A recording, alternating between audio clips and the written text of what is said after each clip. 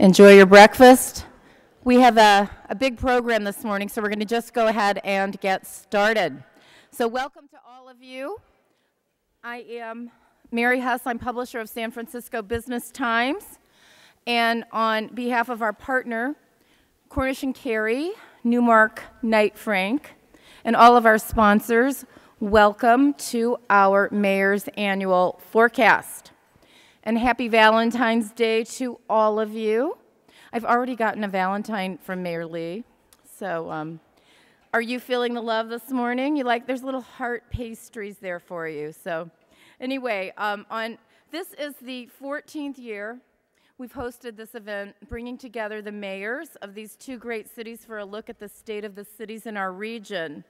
And there have been so many changes, if you think back, that have happened in each of these cities and throughout the Bay Area in those 14 years. And if you just kind of look at the activity, the cranes in the air, the hospital building activity, the activity at our ports and airports and our hospitality sector, the booming tech sector, and all the future plans, think about the changes that will happen in the next 14 years in each of these cities and in our region.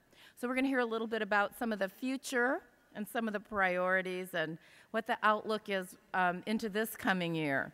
And we're really delighted to have all of you here with us this morning. I think there's more than 600, and we are glad that you've gathered with us. Our tradition at this event is to alternate between the two cities from year to year. And so last year, we hosted the event in Oakland, which is why we're here in San Francisco this year. So Mayor Lee, thank you for being the host city this year. And Mayor Quan, thank you for traveling across the Bay that very short way to be here in San Francisco. So how many of you are feeling optimistic about 2013? Maybe raise your hands, right? It just has that feel. It just has that feel. It's already starting off at a good pace with lots happening and lots of optimism that I'm hearing out there, good indicators. And it's certainly going to be an exciting year on the heels of the Giants World Series win and the 49ers making it to the Super Bowl and giving us a good game. 2013 is the year the America's Cup is in full sail, and that's all going to put more wind in the sails of our regional economy. And again, there's so much business activity. And we're blessed with just being in this part of the country and the world. I'm very interested in what we're going to hear from our speakers this morning to sort of guide us through this year.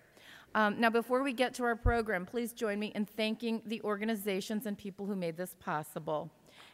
And yes, you can clap now for all of them, but this event is jointly presented by San Francisco Business Times and our partner, title sponsor, Cornish & Carey Commercial, Newmark Knight Frank.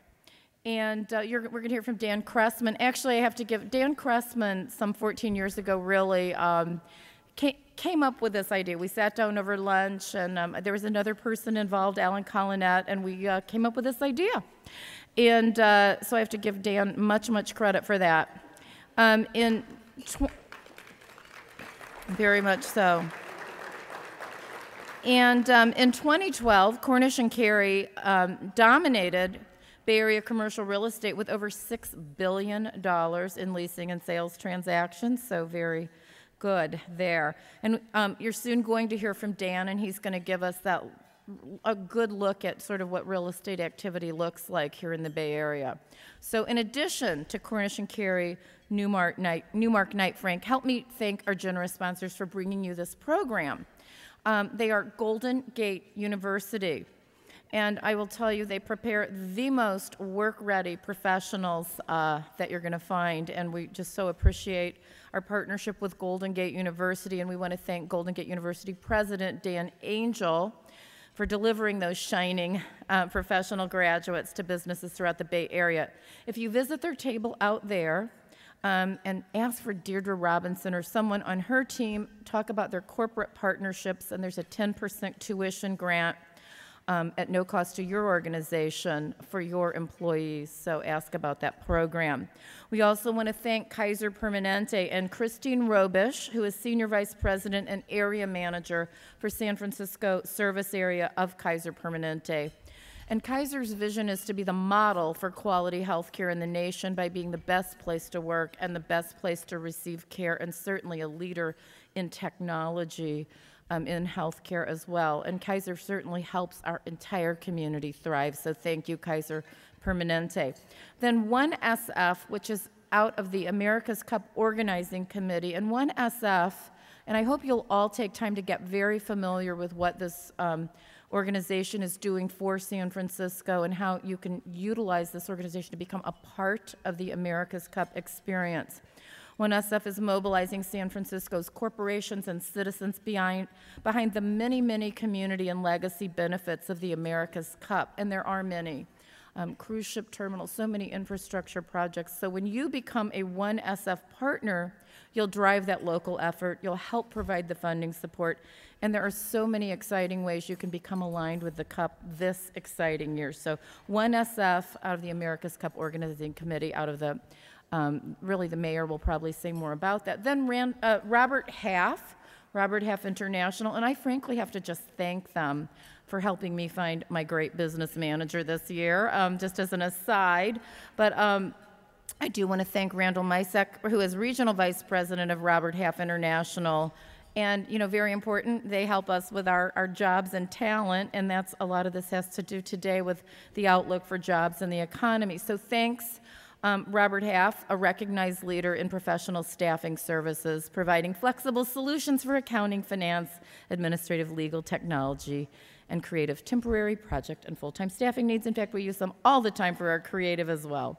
And then WebCore Builders. It's kind of like, what aren't they building? But we want to thank CEO Jess Peterson and Shelley Doran, who's one of their top senior executives at WebCore, both very big out there in the community. And WebCore built, of course, the beautiful Oakland Cathedral and San Francisco's Academy of Science, currently at work on Transbay Terminal, SF General Hospital, Moscone Center expansion, the early work on the Warriors Arena, and so many iconic projects in both Northern and Southern California. So thank you to WebCore Builders and Wells Fargo. Such an integral institution, so much a part of the fabric of our community. And we want to thank Mike Bellici, who is president of the San Francisco Bay Area region, and Jim Foley, president of the Greater Bay Area region, together encompassing this whole wide region for Wells Fargo. And we're soon going to hear from Wells Fargo economist Tim Quinlan. And we're really going to get some great insights from him. And a major focus, and I think this says so much about the strength of our economy and the economy, is small business lending. Really promising news. In 2012, Wells Fargo extended $16 billion in net new loan commitments to small business across the U.S., up more than 30% over 2011. That is great news. So thank you, Wells Fargo. And we also, many thanks to our partnering associations who always help us, and we appreciate their help in promoting this event. It takes a village, so BOMA San Francisco Executive Vice President Mark Intermaggio, San Francisco Chamber of Commerce, new President and CEO Bob Lynchade, San Francisco Center for Economic Development, President and CEO Dennis Conahan, Oakland Metropolitan Chamber of Commerce President and CEO Joe Horaberta, Spur Executive Director Gabe Metcalf, East Bay EDA Executive Director Karen Engel, and Inner City Advisors Jose Corona. And finally, and you're going to have to forgive me if I miss some of you, so you can send me a note, or someone else will jump in and help me when they get up here, but welcome to the public officials in the room. From the City of San Francisco, Carmen Chu, Supervisor District 4, San Francisco, Scott Wiener, Supervisor District 8, San Francisco, Monique Moyer, Executive Director, Port of San Francisco, Jennifer Matz, Director of Waterfront Development in San Francisco, Rodney Fong, President, SF Planning Commission, and from the City of Oakland, Deanna Santana, City Administrator, Fred Blackwell, Assistant City Administrator, Robert Rayburn, BART Director on the board, Council Member Noel Gallo, District 5, City Attorney Barbara Parker, Deborah Ale Flint, Director, Port of Oakland. So we have our 2 port directors in the room, which is wonderful. And please, if I've missed someone, forgive me, and or come up and harass me about it later.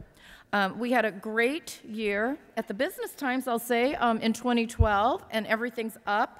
Print circulation, web audience, over 1.2 million page views a month and growing, advertising up, and so far so good in 2013. We made our first month, all right? So that's always a good way to start the year. So I hope you subscribe. I hope you also receive all of the digital information, the expanding array of information we send out in that way.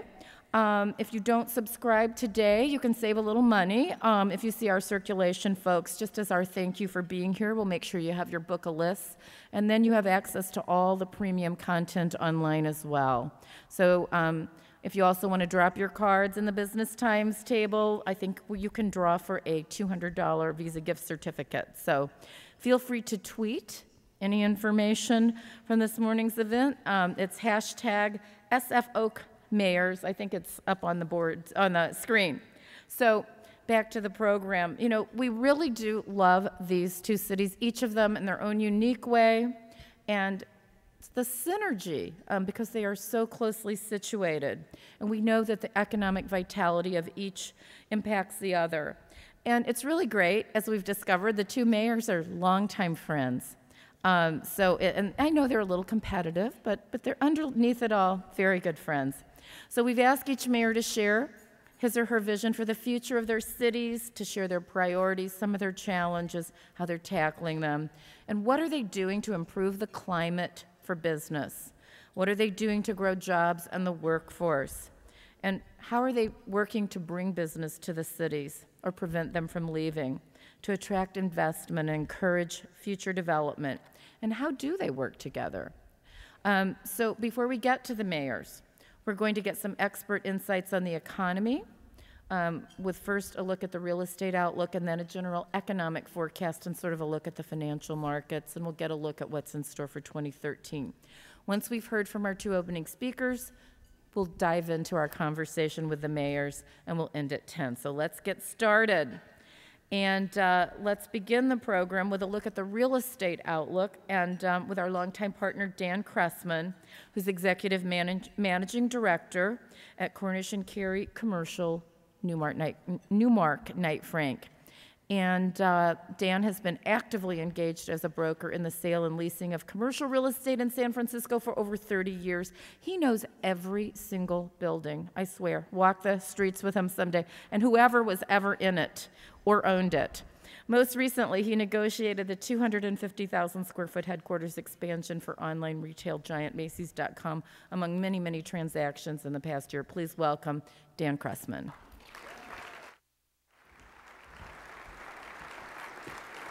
Thank you, Mary, and thank you to the San Francisco Business Times for continuing to cover our industry, I would say better than any other publication in the Bay Area.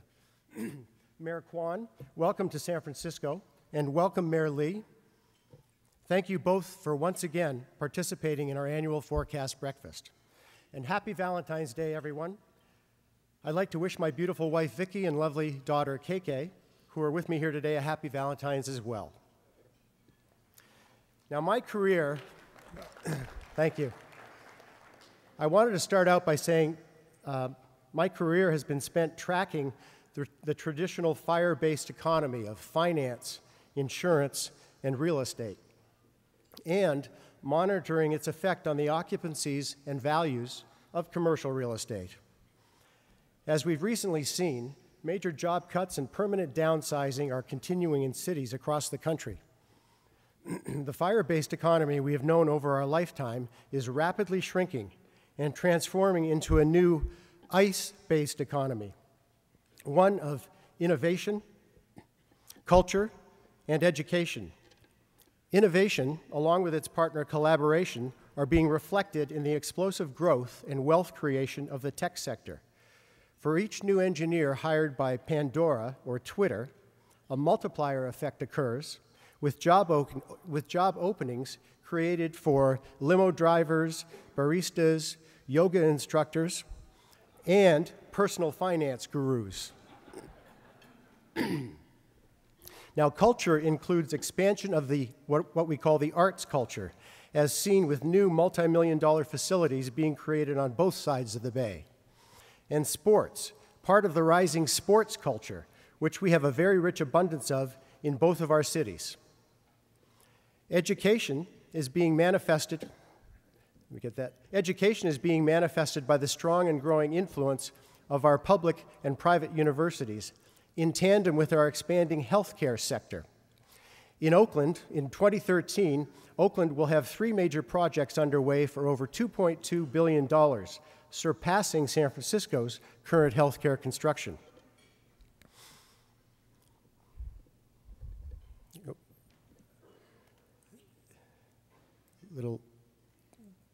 We'll get this, keep it moving here. It's a little, the technology that we're talking about.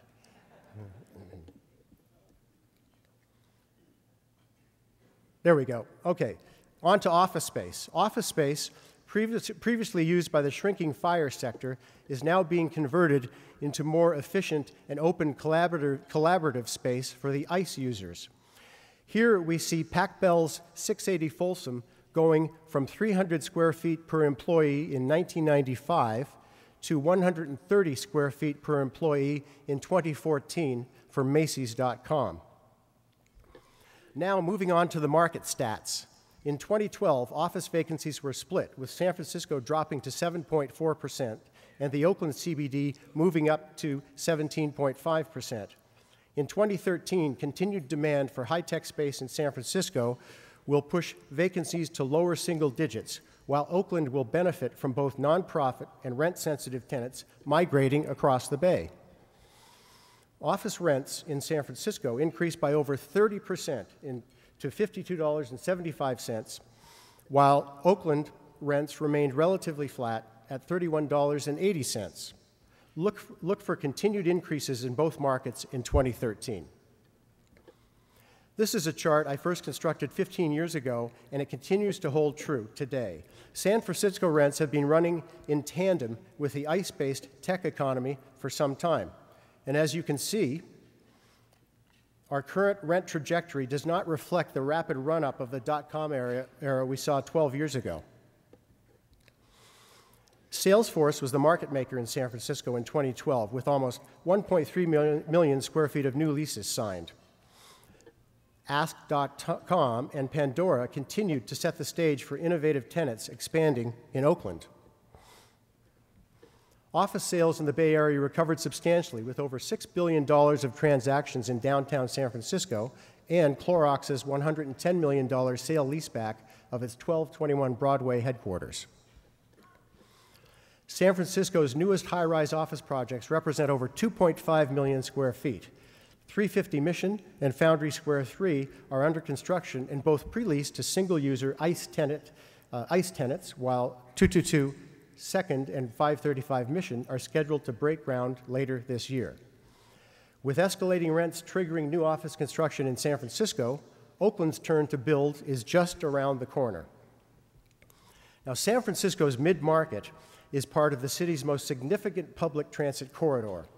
In 2012, the Warfield Building at the edgy intersection of 6th and Market, and also home to Mayor Lee's election headquarters, was leased by Benchmark Capital, a VC firm from the not-so-edgy Sand Hill Road in Palo Alto. We have seen mid-market morph from Michael Douglas and Carl Malden chasing bad guys to Twitter's 2012 move into 10th and Market, and now on to Dolby Sound's $100 million acquisition of 9th and Market, along with Square's 250,000 square foot lease at 11th and Market. New apartment construction continues as well, with Crescent Heights' 755-unit high-rise at 10th and Market and the conversion of the old AAA tower at 100 Van Ness into 400 apartments with unlimited views. Now, while San Francisco has long embraced its historic public transit, the city is moving swiftly from analog to digital. The 1.6 billion central subway is transforming land use along the 4th Street corridor, with the proposed Central Corridor plan setting the stage for the next decade. And looking further into the future, the Caltrain rail yards at 4th and Townsend, also known as the north end of the Silicon Valley, may undergo future upzoning to accommodate underground rails and mixed-use towers up to 400 feet in height, similar to Hudson Yards in New York and Broadgate Station in London. Now, here are the names of innovative tech firms that are recognized around the globe, and they're all headquartered in San Francisco, from clicks and bricks retail to software in the cloud, from mobile payments to digital media and even online lodging. Governor Perry would give his eye teeth to have any one of these firms move to Texas. But don't count on it, because right behind them are the next generation of tech firms, now established in their own right, many of which are spin-offs from predecessors such as Twitter and PayPal, online directories, virtual pin boards, and on-demand transportation, all headquartered right here in San Francisco. Looks like a tech bubble, you might say?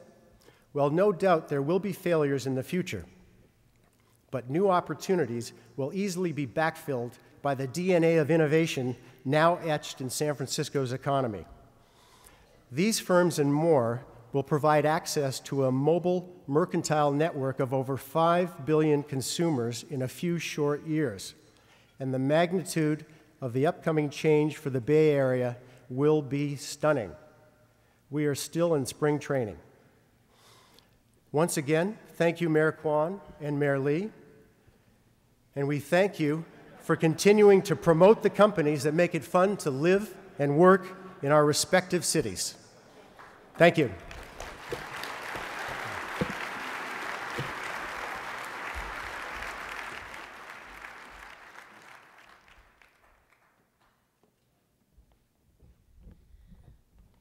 Thank you, Dan. Those are some great visuals.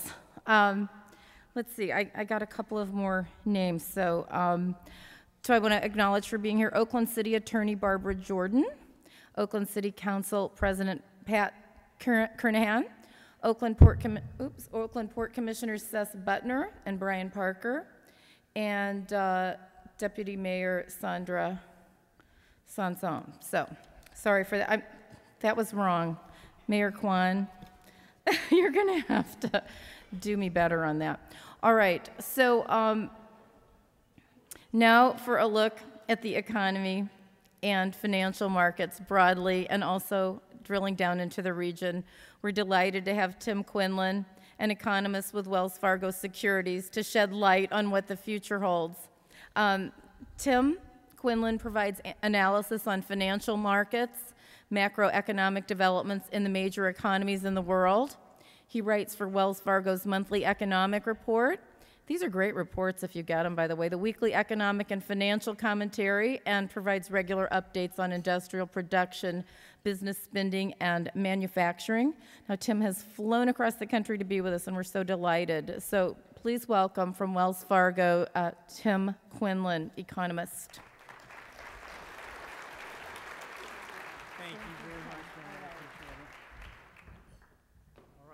Thank you. Thank you very much for having me here today.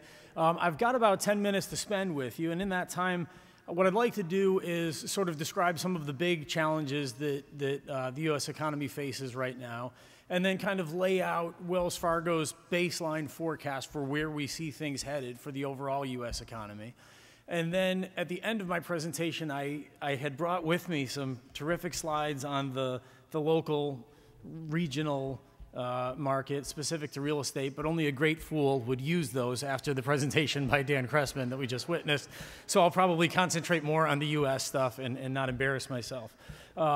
So we begin here with this graph, and I really enjoyed the title that I've gotten on this graph, the federal budget surplus or deficit. Obviously, it's been some time since we've run anything even like a significant budget surplus. We went into the recession carrying a fairly substantial deficit, and obviously that really ballooned and got much, much worse. And what we're facing now are really the biggest budget deficits that the U.S. economy has faced since the end of the Second World War.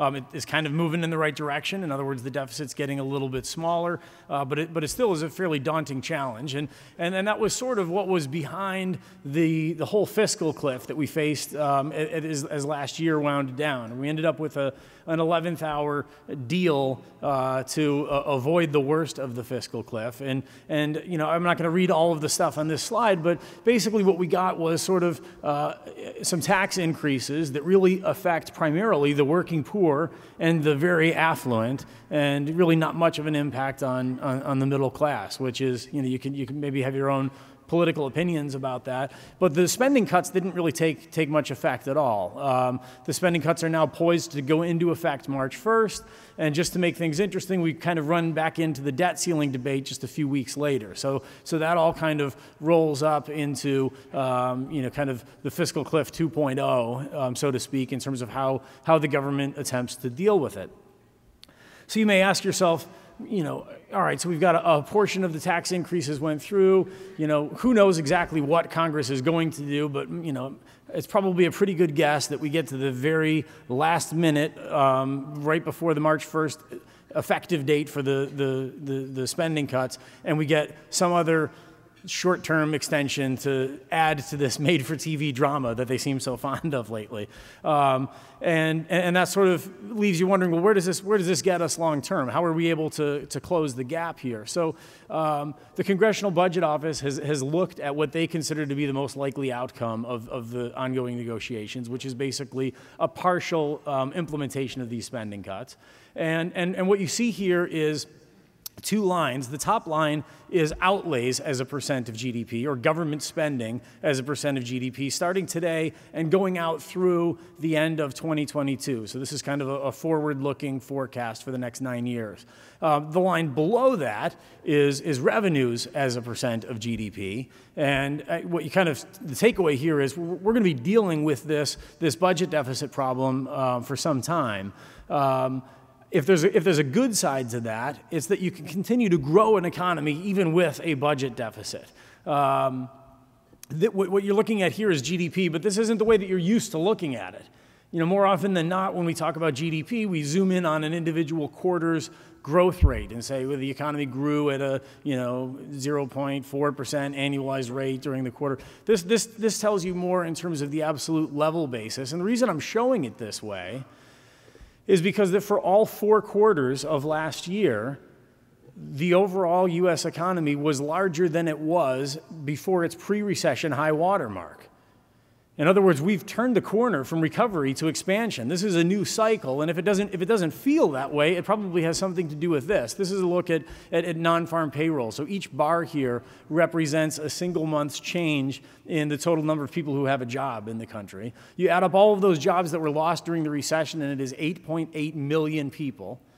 But we've been growing jobs for the better part of the last 3 years, but we've really only created about 5.5 million total jobs. So that leaves us with a deficit of maybe 3 million or so jobs. So I guess the point here is we're cranking out more in terms of goods and services, but we're doing it with 3 million fewer people in the workforce. And I think to some extent that is why it may not feel like a new cycle, or why, you know, if you try to tell somebody that we're no longer in recovery, we're in a new cycle expansion, they, you know, want to throw a pie in your face because it doesn't really feel like it to them. So where are we headed from here? This is GDP, perhaps the way you're more used to seeing it. And you may note that in the 4th quarter, the last period for which we actually have data up here, the economy contracted at a 0.1% annualized rate. I'll say this.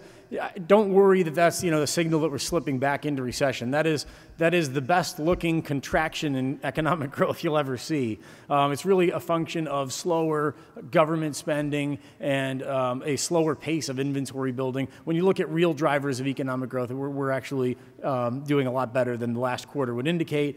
And if you look at our forecast here, we're more or less looking for 2% GDP growth for the next couple of years. So how do we get there? What are the various drivers of that? First, I'll make the case that I think residential construction is going to help.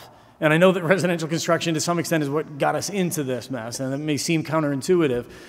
This is about the most macro measure I can use to show residential construction activity across the country. It's housing starts.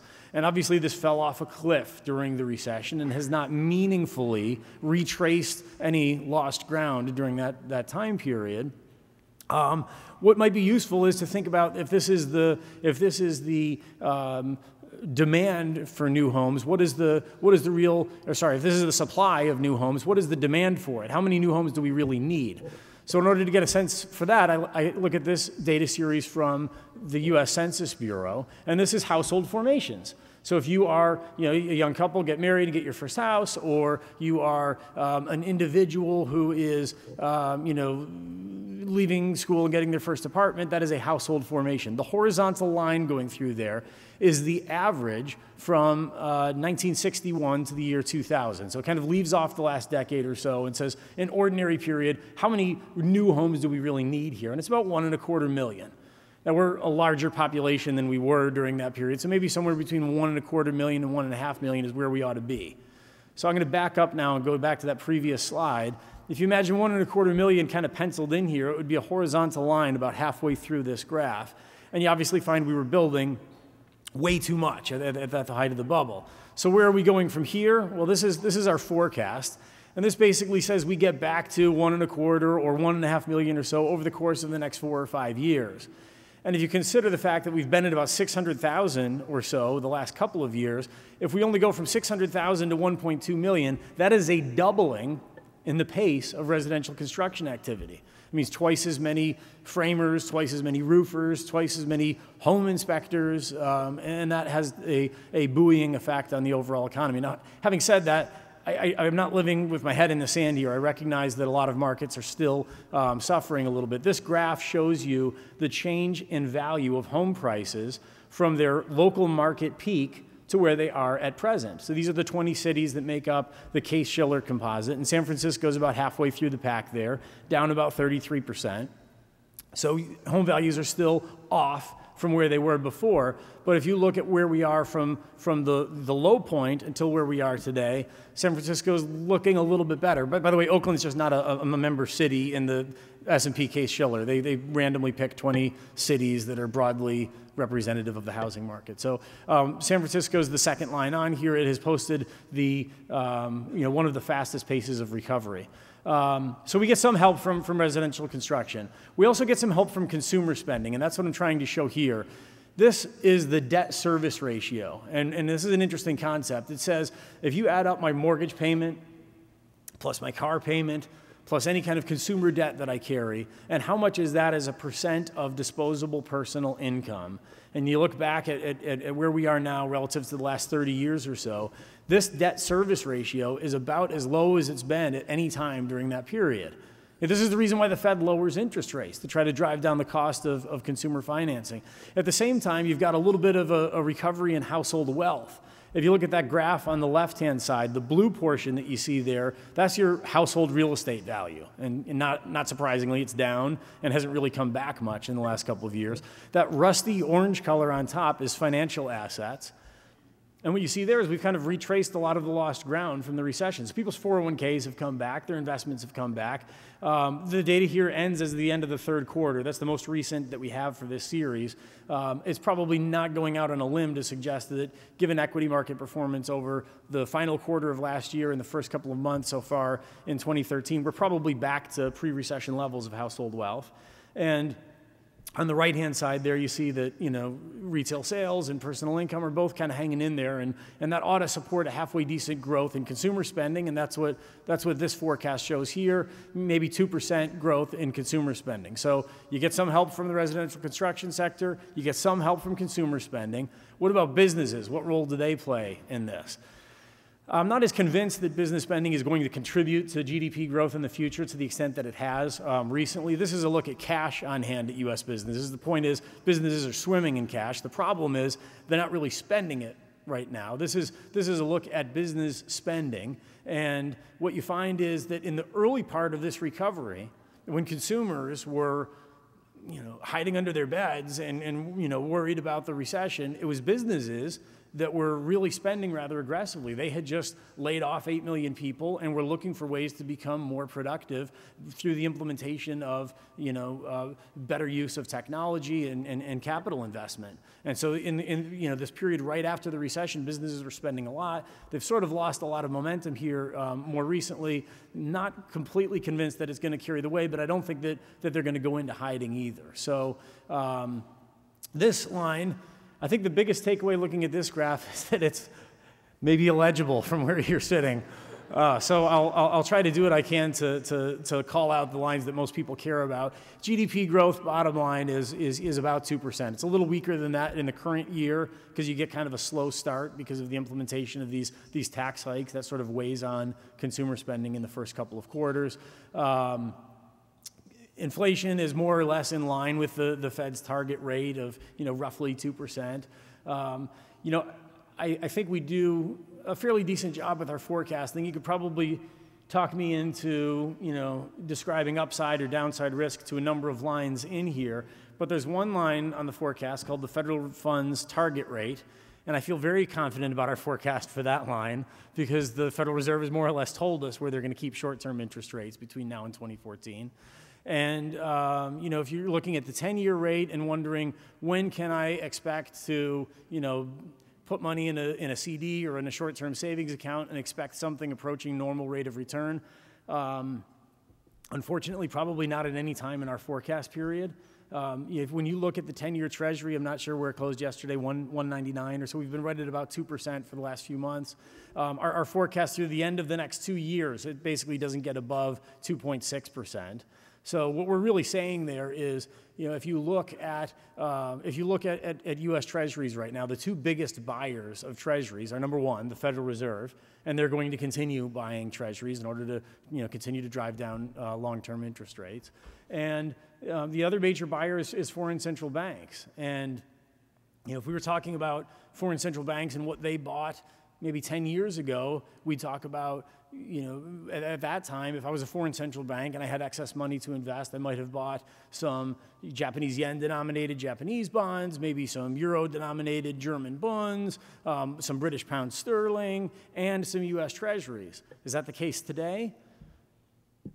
Foreign central banks don't want to touch anything denominated in euros. Japan is slipping into another recession. The United Kingdom never got out of its last recession, is now skidding back into recession. We may not feel great with our 2% GDP growth, but we're a lot better than the other alternatives in terms of the advanced developed economies of the world. Another way of saying, there's a Johnny Cash song, and he says, the beer I had for breakfast wasn't bad, so I had one more for dessert. I fumbled in my closet through my clothes and found my cleanest dirty shirt. U.S. Treasuries are effectively the cleanest dirty shirt in the closet right now. So with foreign buyers continuing to buy, that probably keeps a lid on interest rates. By the way, Mary mentioned in the introduction our weekly and monthly commentary. We have some printed commentaries, some printed versions of that commentary at our booth outside, and there's a link on there. If you're interested, you can sign up to receive a complimentary subscription to that for being here today. If I were to sum everything up, I guess what I'd say here is, we're growing at below our potential. The economy could be growing at a faster clip if we could get some of these budget problems out of our way. But it's not as though we're in a at risk of slipping back into a double dip recession. I think that we're finally at a point here where this 2% may not be what everybody wants, but it's certainly better than the alternative and what has been the experience for a lot of the advanced economies of the world. I would love to see Congress come out tomorrow with a plan to embrace the Simpson-Bowles proposals and balance the budget within 10 years, but I think we got a better chance of seeing the Easter Bunny than seeing that happen. In the meantime, sometimes I think in the wake of the election, we stopped paying attention to some of the polls. The congressional approval rating, I'm not sure if anybody's seen the most recent look at this, it dropped from 14% to 9%. Not 9%, there's actually 9 people in the country that think that Congress is doing a good job right now. With that, I'll thank you all very much for having me today.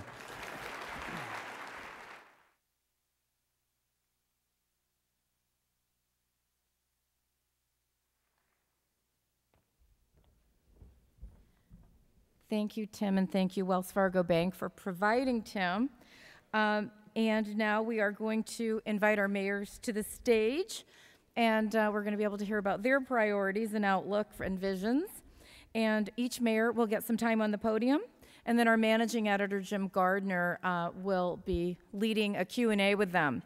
If you have questions that you'd like to send up to Jim, please write them. There's index cards on your tables. Just hold your hands up, and either now or during their presentations, and we'll get to as many as we can.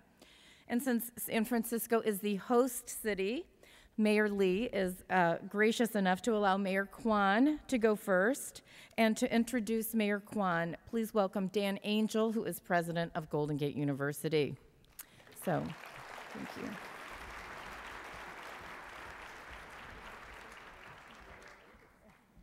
Good morning. I noticed that Governor Rick Perry was mentioned earlier, and I came here from Texas 7 years ago. I think maybe I might send him a letter and tell him why.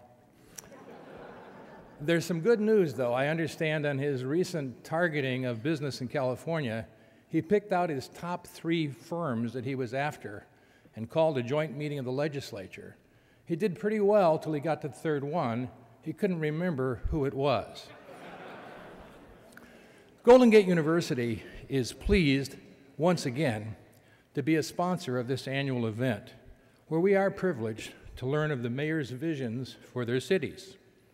After 112 years of educating professionals in the greater San Francisco Bay Area and around the world, we at GGU firmly believe that an educated workforce is the best way to bring that vision forward.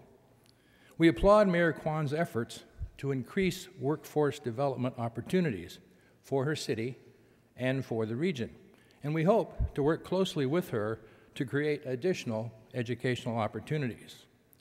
We thank the mayor for her continued service to the city of Oakland and the Bay Area.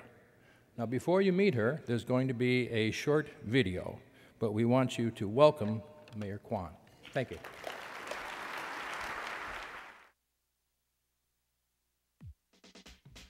Oakland has a rich heritage. It's a place that has a wealth of really talented people. There are a few reasons why artists are gravitating to Oakland. I think one, it has a long history of the arts for many reasons. Certainly musically, there's a hugely rich tradition here. It's a perfect kind of artistic hub. It's a place, you know, if I was back in a band, I'd seriously be considering locating myself over here. You can kind of grow your audience because there's a lot of enthusiasm for the arts here. There's a lot of new businesses sprouting up, new cafes, new restaurants, art studios. So if I brought someone to Oakland, the highlights of the trip, they'd have to see Pandora's offices and look out the view of our window.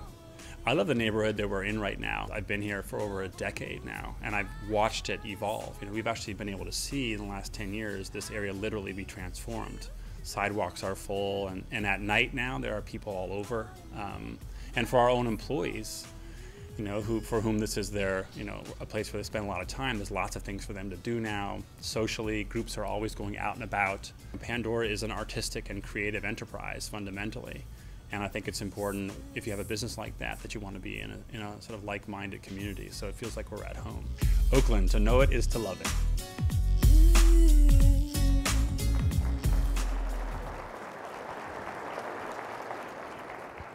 Good morning, or Sunnen Failok.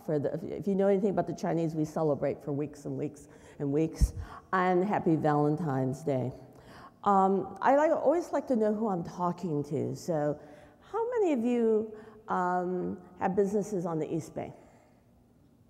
Okay, pretty good. About a third. That was about the same when we were in Oakland. About a third of the attendants were from San Francisco. How many of you have businesses in San Francisco, but you live on the East Bay? Okay, another about a third.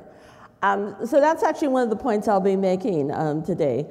Basically, the two themes I want you to walk out remembering is that Oakland's on the rise and it has growing momentum. And at this point in history, it is the real city of business opportunities. And I'm going to go over just a few of those points. Mary asked us basically to take an hour's worth of information and put it into 10 minutes. And I love Mary, and it is the paper I probably read before the local papers in terms of business and trends, and I'm sure most of you do. Oakland is a city that is literally on the rise and has stabilized a really strong financial base. We're probably in the strongest position that we've been in a decade. And a lot of that's due to my new management and leadership team. And I wanted just to give a shout out to Deanna Santana, our city administrator. Please raise your hand. Scott Johnson, who is our assistant city manager over finances, and I'm going to introduce Fred a little later. We have basically, and you never can tell because we get these little surprises from the other governments, like from the feds and from the elimination, redevelopment, et cetera. But we have about an $80 million reserve, the first full reserve we've had in 5 years, and above, a little extra for in case we have surprises around redevelopment. All of our economic indicators are up and we're above our projections. We ended up $11 million above our projections of income. That is every revenue source, very steady new business growth, 2%, hotel and restaurant taxes. If you know this series, most of the rest of the series is about our hot new restaurants, about the founder of Yoshi's and how she's grown in Jack London Square, and it becomes still the heart and the center of music in the Bay Area. Tanya Holland, who has just won the Chef Award of the Year. Oakland is a city that's just sort of booming, and we're sort of delighted, and we're very proud of ourselves, and we think we have had amazing growth. I'll go into a little bit more of the business sectors that you care about. We have, as a result of that, taken $11 million and reinvested it in our South. We have restored, even with the loss of redevelopment, Economic Development Office led by Fred Blackwell, who is somewhere over there, sitting with the port people. And he's about to announce, and we won't do it today, I was hoping to do that, he's about to announce a new economic development director that I think some of you will know and who we think will help us lead in this next phase.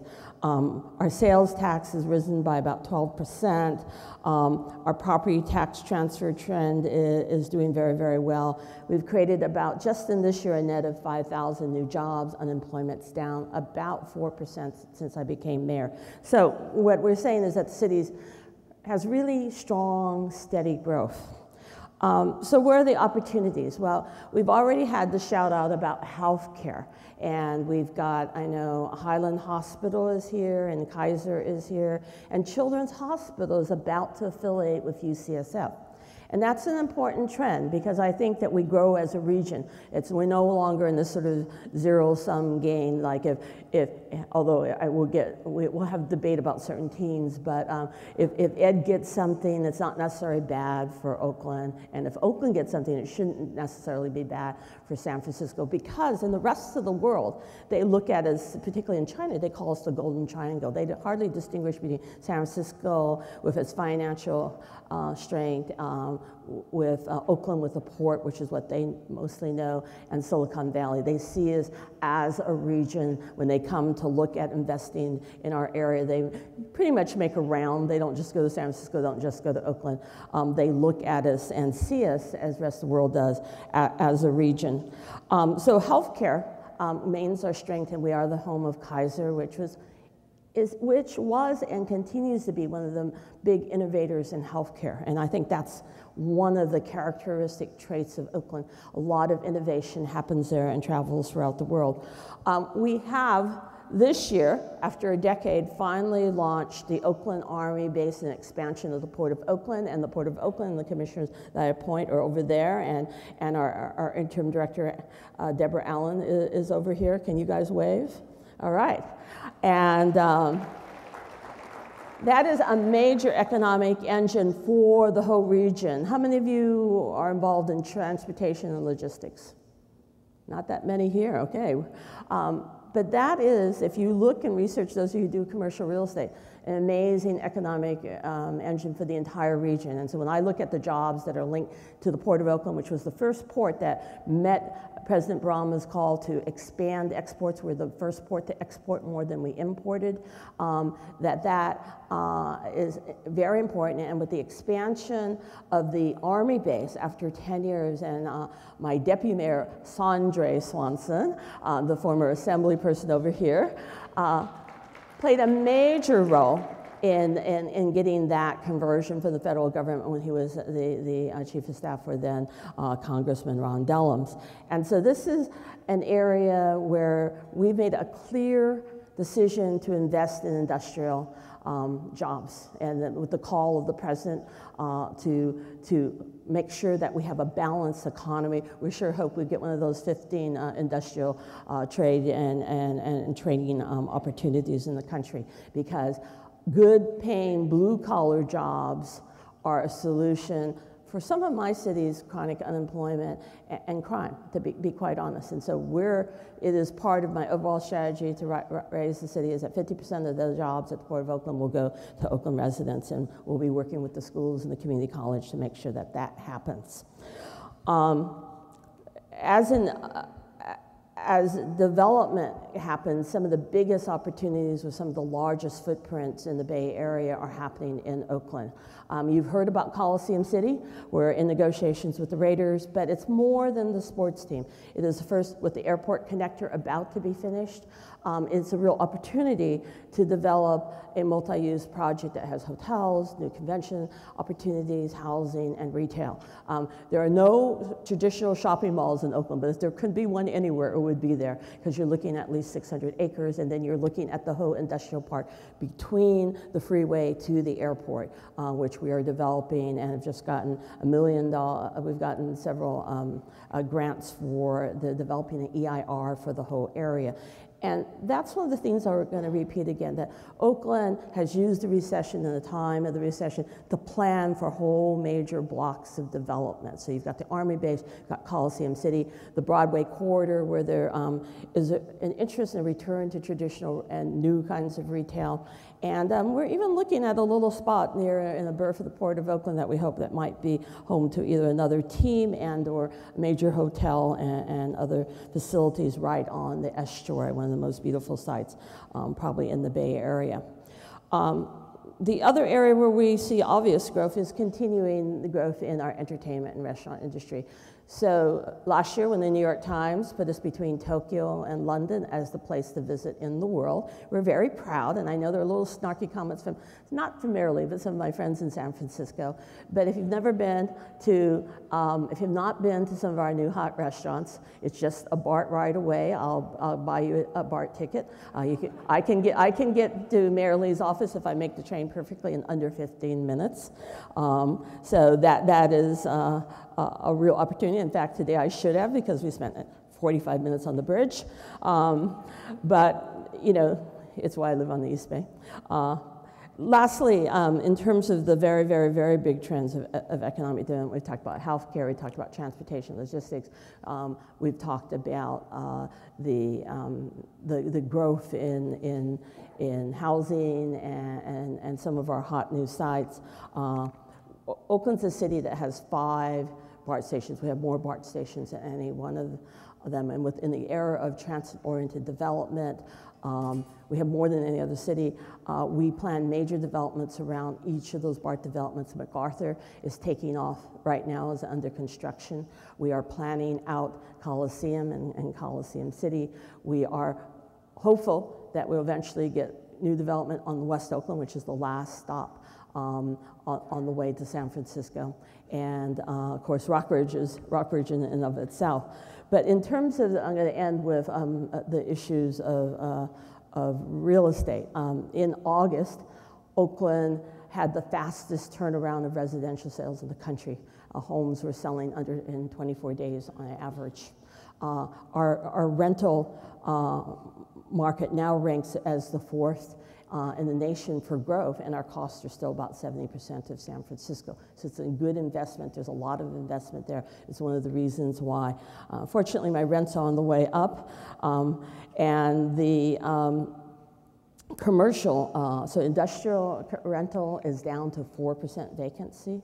The rental vacancy is very similar, so we've seen people beginning to pull the 2,000 condo and rental units that we had approved before the recession. We've been seeing people beginning to pull those and start those up. So there, we have 2,000 housing units ready to go. We have major beginning of interest in commercial space, particularly along the Broadway corridor where there are no height limits at all. So we are, I was like looking at some buildings when I was in Shanghai and Hong Kong saying, I wonder how they would fit on Broadway.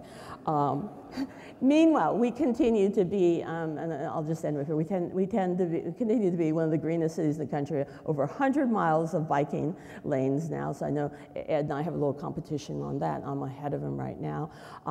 We as green cities have changed the way the world looks at plastic bags, at styrofoam, and we're proud that, you know, that we've been able to do that, and we are one of the most livable places in the world. Oakland has better climate, but we are an amazing place to live in. We're an amazing place for creativity. So we have Pandora and the little cluster of software companies around that. We have a very fast-growing green industry. Many of the products that you see that are new are developed in Oakland, and many of the great new organic food products that are being sold across the country and internationally now are being manufactured in Oakland. So we have what I consider a really balanced economy. So no mayor of Oakland gets away with not talking about crime. And so I just thought I would just had it, even though it wasn't part of the agenda. Mary asked, what are some of the challenges? Part of the challenges is, I think, more both the perception and the reality of crime in Oakland. And so this is a year where crime went up everywhere. In San Jose, San Francisco's murder rate went up. And quite frankly, and I'm being very honest about this because of what the president said the other night, we are not going to end the horrible murder rates in Americans' urban cities unless we get the universal background check on guns. Because California and Oakland have some of the strongest laws in the country, but the guns come in across Nevada every day, and we need all of your help to support the president on this, because if you care about the violence in American cities, we have to have it. It's a no-brainer. It is legal for a teenager to have a submachine gun in the streets of urban America.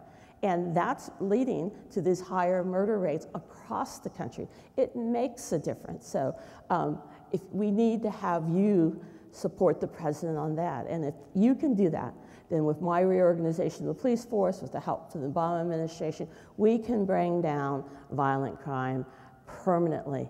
If we also, with those initiatives, give young people opportunity and hope. And throughout the Bay Area, in every city, Oakland more than the other cities, we have young people who have been left out of the American dream. And as President Obama said the other day, we all have to rise as Americans. We have this amazing opportunity. My city is facing an amazing boom in the next year, and the pledge I've made to my young people is that we will rise together. And so this summer, and so that's the mayor's commercial, if you have summer jobs and internships, we'll even take them here in San Francisco, for young people in the parts of Oakland where 50% of the young African-American men still drop out before they finish high school. I think, and because my years as a school board member, if they get a job or internship during the summer, they are less likely to drop out and they're more likely to have hope. So that's what I'm ending with. Oakland is the city of hope, but we need help, and that we need to make sure that we fulfill the American dream by making sure everybody in the city rises. So thank you very much. I'm looking forward to your questions.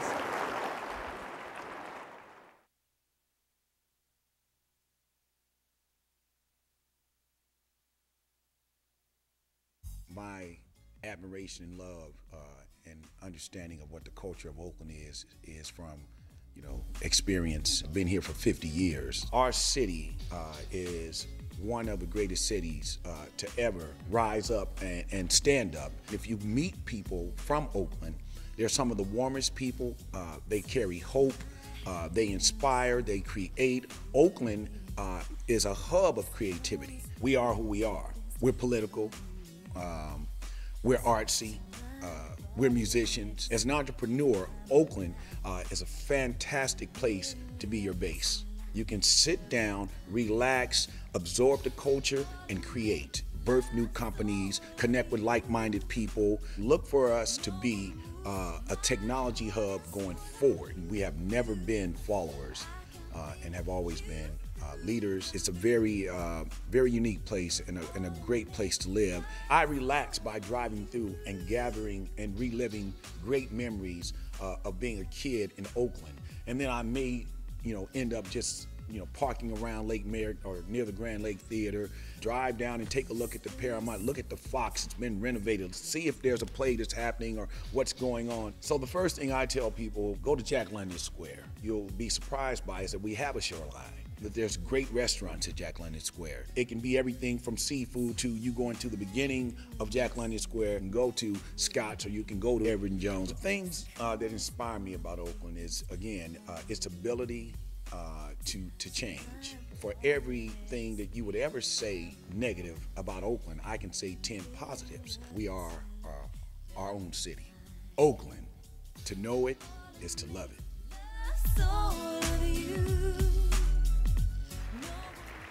All right. So Team Oakland, thank you, Mayor Quan. Now we're for Team San Francisco coming up. So to welcome Mayor Lee, please welcome Christine Robish, Senior Vice President and Area Manager, San Francisco Service Area, Kaiser Permanente. Thank you, Christine. Thank you, Mary. And Christine, I just want to remind also everyone, if you do have questions, write them on the cards and hold your hands up. Okay, Christine. Good morning. Kaiser Permanente is pleased once again to be a sponsor of this annual event where our mayors come together to share their visions for the coming year. Our partnership with both Oakland and San Francisco is of key importance to Kaiser Permanente. We provide care to over 400,000 people in those cities, and our partnership with those cities helps us fulfill our mission to improve community health, because we know that with improved community development and economic vitality, we get better access to care and better care. We've enjoyed a robust partnership with Mayor Lee since he's taken office, and even before, when he was the city administrator for 20 years. His dedication to the citizens of San Francisco and their welfare has made him an excellent advocate for healthcare access through such programs as Healthy San Francisco. So please join me in welcoming Mayor Ed Lee.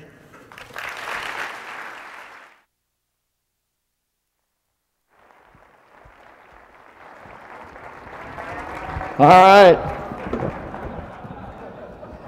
Thank you, Christine. And may I give you your Valentine? Thank you so All right. much. All right. Thank you. Mayor Quan, made in San Francisco. There you go.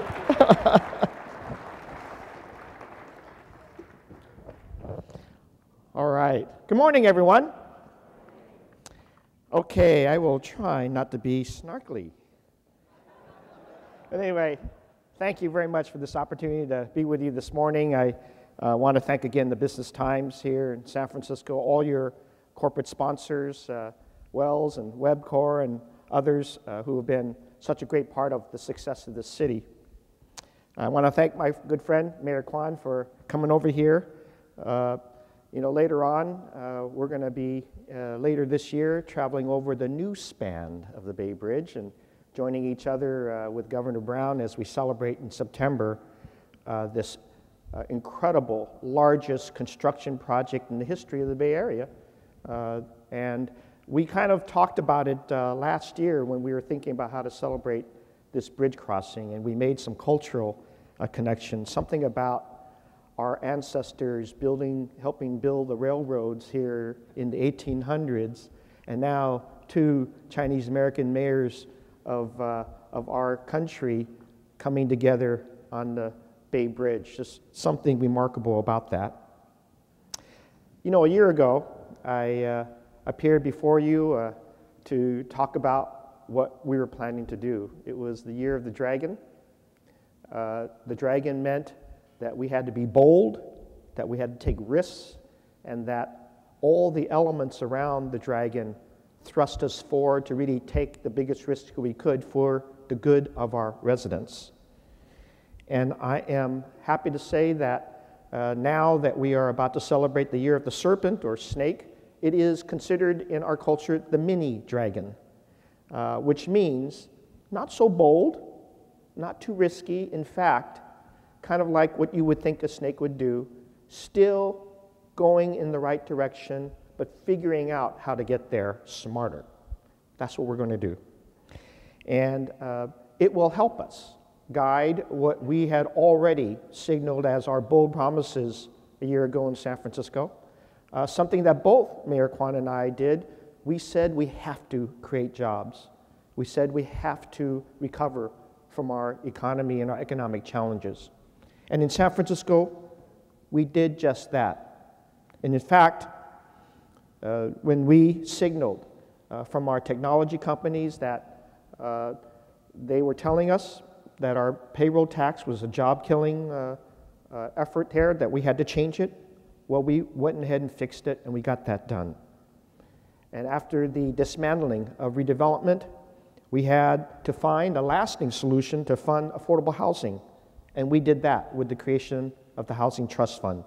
$50 million a year, each year for the next 30 years to build affordable housing and to incentivize market rate housing developers to get more affordable housing on their sites, as well as invite our police, firefighters, EMT, and other emergency responders to live in San Francisco, would help with their down payments of their first-time homebuyer efforts. We were asked, demanded to invest in our neighborhood parks and open spaces and our streets. We did just that with a $195 million general obligation bond to build and to construct more open space. Most importantly, we put San Franciscans back to work, and we have a growing economy, and we have investor confidence in our city. So the year of 2012 was about getting everything done. And when we did that, we were complemented by an unemployment rate that went in the last 2 years from 9.6% to, as of December, 6.5%, one of the lowest in the whole state of California. That meant 31,000 people got jobs in San Francisco, putting a lot more people back to work. Today, when you run around our city, or ride around it, or walk around it, you can count 26 cranes in the skyline of San Francisco. That means thousands of good construction jobs, our own residents being a good portion of those constructors, and they are building everything from our central subway to the new cruise ship terminal, and I know Monique Moore is here from our port, to the Trans-Bay terminal that you see being constructed, and the pictures of the new tower, the tallest building west of the Mississippi, will be under construction very shortly. Nearly 11 million square feet of commercial office space was leased out last year. 11 million is equivalent to 20 Transamerica buildings, half of which were credited to the technology companies that have started here, staying here, growing here, and moving here from other places. Our airport had a groundbreaking record. 44.5 million passengers passed through San Francisco International Airport in 2012. That was an 8.6% increase from the previous year, and we expect that record to be broken in 2013. We have truly become the innovation capital of the world, something that we proudly announced last year. We have that with 1,800 technology companies employing over 42,000 employees, and we're growing every day. In fact, 50% growth since I've been mayor. And we formed a strong public partnership with these technology companies.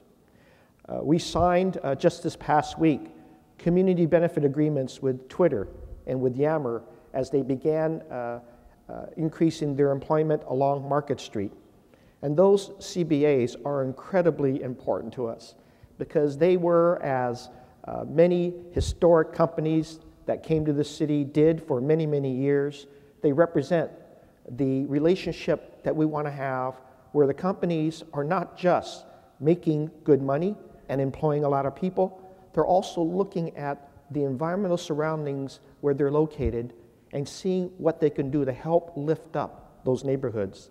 So they're investing in their employees, signing agreements to say they're going to serve meals at Glide Memorial or St. Anthony's Kitchen, to helping me clean up and use the great theme that the Giants have given us, which is the Giant Sweep. Remember that?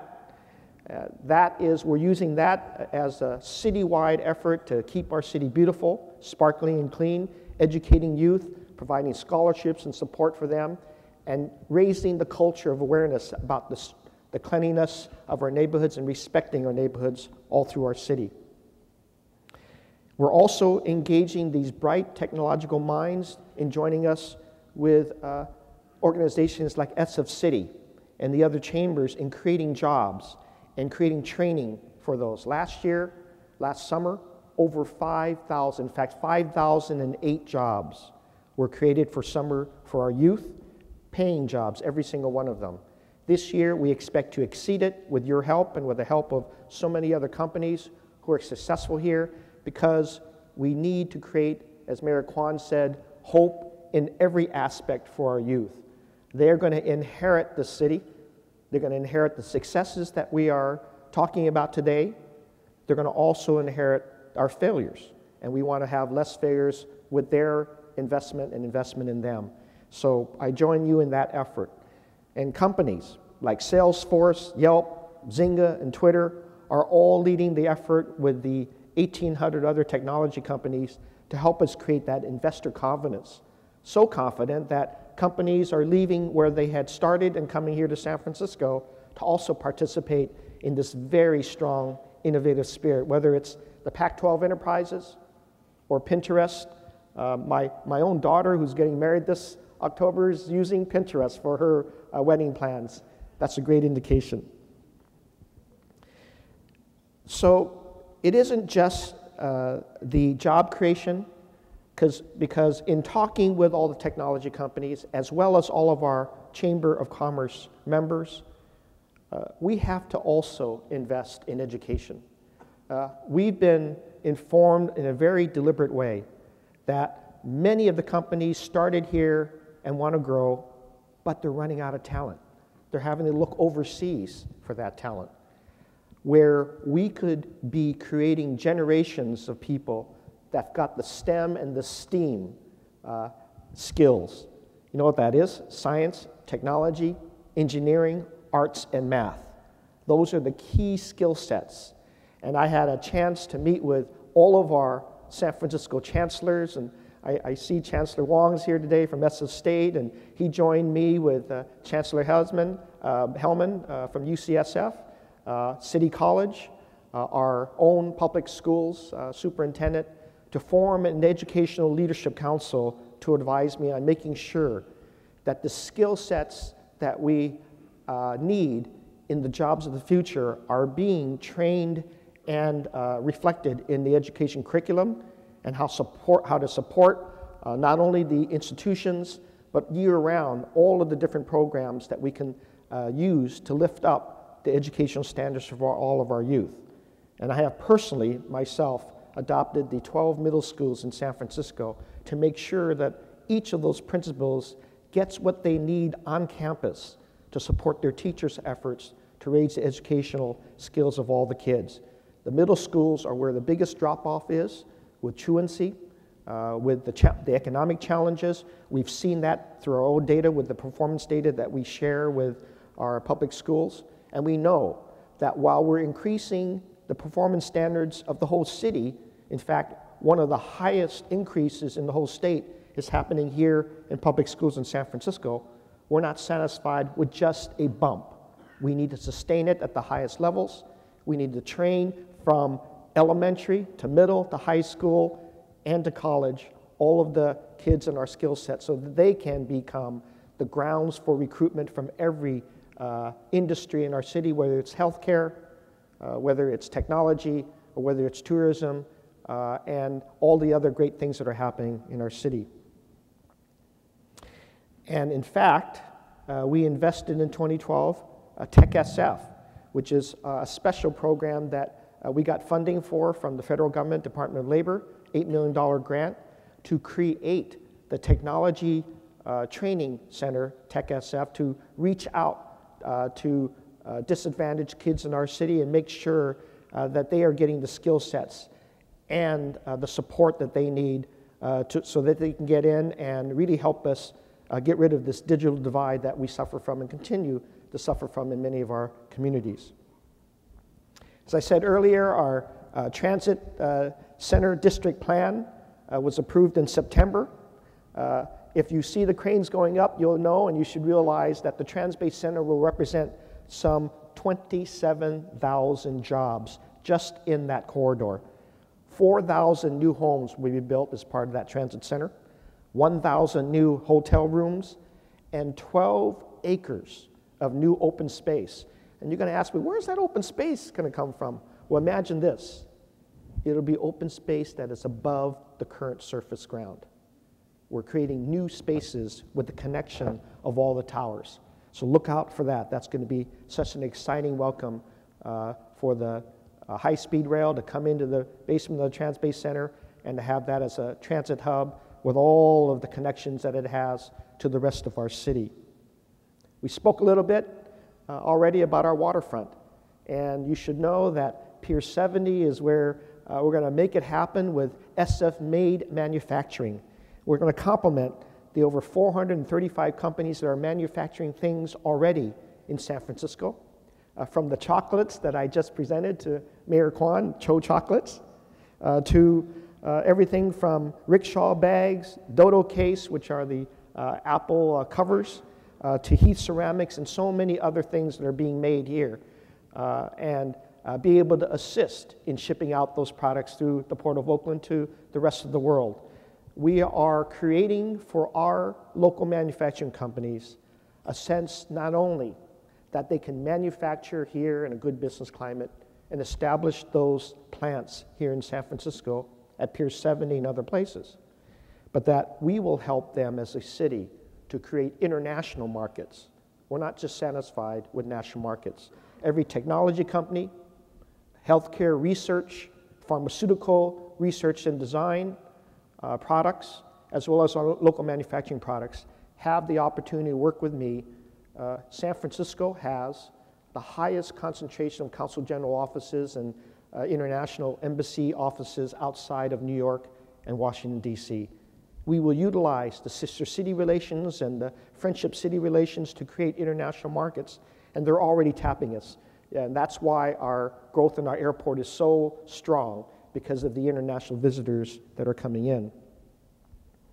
All of this leads to something that I have been pushing very strongly as our theme, investor confidence in San Francisco. And we are strong enough that just this week, Moody's increased our ratings for our general obligation bond. Very few cities can say that that's happening in their town right now. We did the right things. We created reserve after reserve.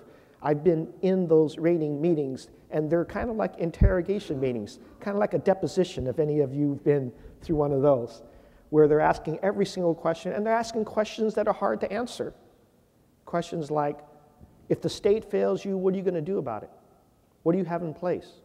If the federal government fails in their sequestration, what programs are failing here, and what plans do you have to recover? If you're not answering those with a lot of confidence, you're not going to get the Moody's rating increased at all. Well, we're able to do that with a solid team, and I want to, again, thank the Board of Supervisors, and I know Supervisor Chu and Wiener are here today, but I want to thank the entire board for creating an investor confident city with the collaboration in the mayor's office, because it is that level of collaboration and partnership that we need in every one of our economic discussions to have and build on the successes that we've already seen. Putting people back to work will continue being the theme that I will lead with the Board of Supervisors, and whether it's in education, in the transportation that we've identified, in the technology, in the healthcare, in the growth of Mission Bay that continues to be so strong that pharmaceutical companies from other countries wanting to locate their offices here so that they can collaborate with the innovative spirit that is going on in Mission Bay. I want to thank all of the leaders in our Mission Bay, from the private sector as well as the public sector at UCSF, for anchoring all of that for happening. I also want to touch on what Mayor Quan said too. We can never be as successful of a city as we want to be unless we do pay attention to gun violence and crime in our cities. And no different than Mayor Quan or Mayor Villagrosa or any of the urban mayors across the state or across the country. We are extremely concerned about our gun violence. We have to reduce it. And you already know what we've announced in San Francisco. The possession, the very possession of hollow point ammunition or automatic weaponry has no room to be in our streets or any place in our cities. So we've authored our own legislation locally, but we also know that the very reality is that just controlling our borders won't help. And so we've asked all the mayors and all the county administrators across California to do the same. And then I've joined our state legislature and some 8 other senators to support their efforts statewide. And of course, just to support President Obama and Senator Feinstein on their national efforts. And I'd just like to take a moment to make sure that we all honor the families of Sandy Hook, continue keeping them in our minds, but also the things that perhaps are not as announced, but every single week, whether it's Oakland, San Jose, or San Francisco, there is a young kid, and I get those texts every night. African-American male, 17 years old, victim, gunshot to the chest, to the head. Hispanic male, gunshot to the chest, to the head. We've got to end this gun violence. We've got to join it together. We've got to embrace strategies that work so that we can keep our cities safe. That will help us.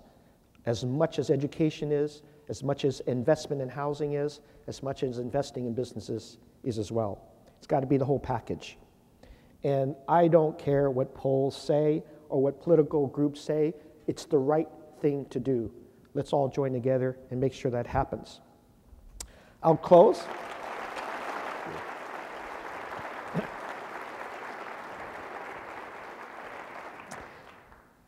And I want to thank Dan and Tim for all their good economic analyses. I think that they've guided you with that, and I'll be very willing to answer questions in a moment. But I'll close with a final thought.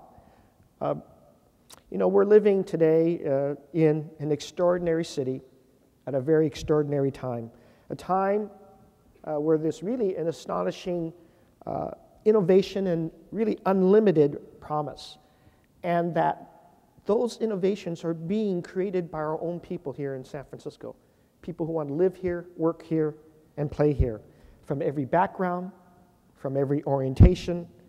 They're driving our innovation and forging the future right here and right now, not just for San Franciscans, but they're innovating for the whole world. And I get that because I've been able to bring some of the ideas and services and things that we've created here to the U.S. Conference of Mayors. And you should see the other mayors grapple on to those innovative ideas that are coming out from our great city. And I have also heard from this governor from Texas coming in. You know, I thought the state of Texas knew how to deal with poachers and cattle rustlers.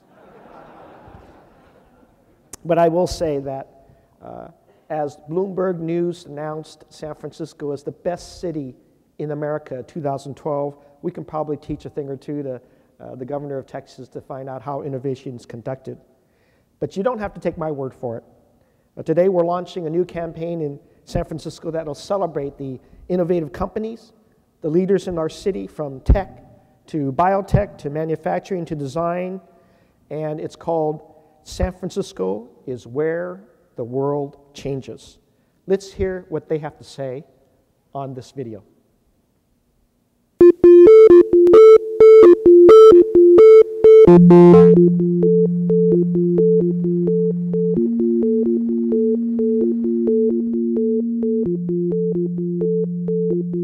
San Francisco is a place where people say yes. It's about making things happen. There's not a lot of kind of entrenched establishment that holds you back. If you see a problem or have an idea and you talk to 10 people will tell you to go for it. Information technology space, all you need is a computer and bandwidth and a coffee machine. You can create your company, but you see them. There's 20 people in a warehouse trying to start it. And this is happening all over here.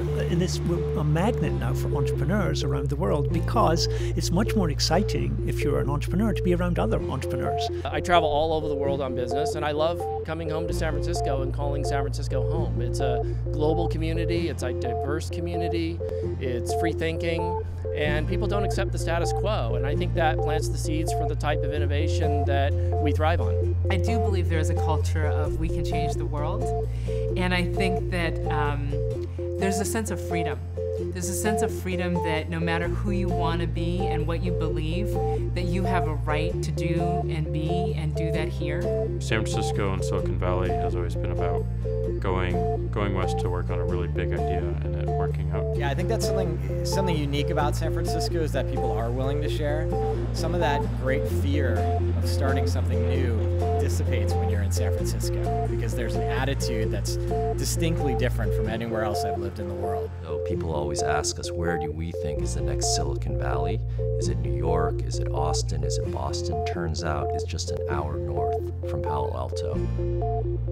This whole of the IT industry really started from the hippies down at Stanford. And what that meant is that what was important was that you had good friends, you worked as a group and a community, and if you made money, that was good, but it wasn't the alpha and the omega, right? It was a secondary thing. I really think our biggest asset, and the thing that people kind of most is San Francisco is known for, its people, the creativeness around it, the attitude that we have here, that we carry ourselves. And so some of the best minds and some of the people will have the most interesting ideas will come to San Francisco to, one, see if it works and what the other creative minds do in reaction to that. I think what's really exciting about San Francisco is that it's full of people who are lifelong learners. And so there are people constantly looking for new ideas, trying to learn what could be the new next solution, whether it's a social enterprise or a for-profit enterprise. I think the mindset here is again, this optimism, this willingness to tackle the biggest, messiest problems, and really the ability to fail at it. And I think that combination is really powerful. You know, both the fact that you know you can do it, but also the fact that you know it's okay to try and fail here. Well, I think we're younger. We have a less history of the way things are done, and so we can try new ideas and new approaches that the East Coast and other parts of the country are more traditional, more standard, more set in their ways. There's no magic to it except that the talent's here. We have a lot of innovative spirits. Entrepreneurs want to be next to each other. The employee workforce that's located here for some years have been the real big attraction for the innovative companies that want to locate here. I think to do what we do and to innovate, having that knowledge sharing between other technology companies, with the scientific community, and the thriving arts culture is critical to what we do. I think the biggest reason is that there's a support network here. There's mentorship. There's a lot of people who are going through the same thing that you're going through, and it's a challenge. But there's people who are in that challenge with you.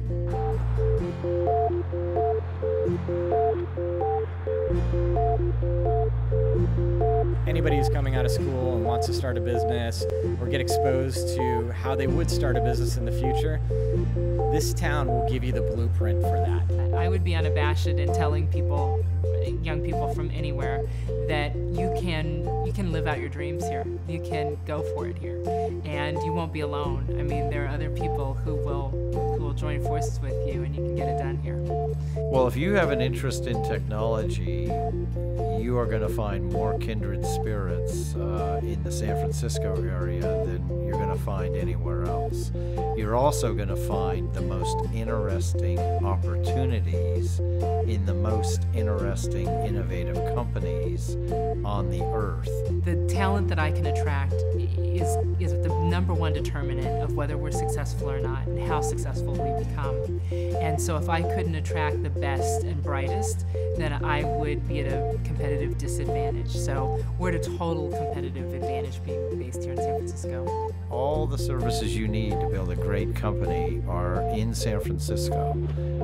San Francisco for technology is a one-stop shop. The other thing which makes us very special is this idea that we're a magnet for entrepreneurs of all types. People, maybe because we're on the edge of the world, right, the edge of the tectonic plate, we can't get much further out than San Francisco. If you can't make it in San Francisco, there's nowhere else to go, right? So they come here.